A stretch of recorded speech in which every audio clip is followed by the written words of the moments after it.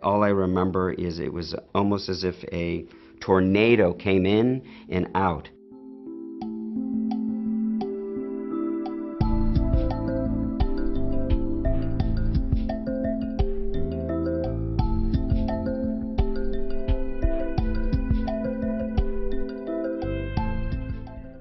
It struck me that it was very important to focus on the human side of medical error, not just the technical side, what it does to people.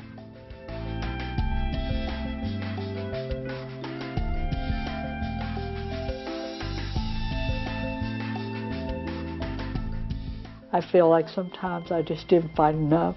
Maybe I didn't know what the right questions to ask the doctor, and I feel very guilty. That's what's done to me, is I feel guilty. I just don't feel like I have done enough. For me, what I needed was the sense that somebody knew, that someone could empathize, someone really would feel what I was feeling. That was almost totally lacking. Imagine this, if you look at a divide, and on one side you have the physician, and then on the other side of this divide is the patient and the family. And well, what are they experiencing? Exactly the same three things. You know, the fear, the guilt, the isolation. So you have two parties that are going through essentially the same sort of range of emotions, and yet they cannot access each other. There is a missing bridge of communication.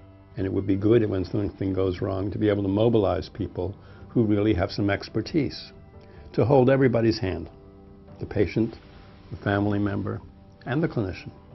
The younger physicians,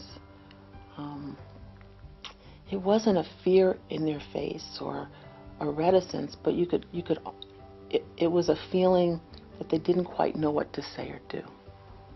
There really isn't a forum for talking about error, and there's a lot of discomfort. You know, physicians notoriously are uncomfortable or find it very challenging to talk about error. Most clinicians go through all of medical school, you know, residency training, clinical practice as attendings, and never had, you know, a single session teaching them how to sit at the bedside and conduct this kind of conversation. And it's an incredibly challenging skill. Well, we've been so arrogant in our profession, I think, for a long time, that we think we know what patients want. We think we know what they experience, and we don't ask.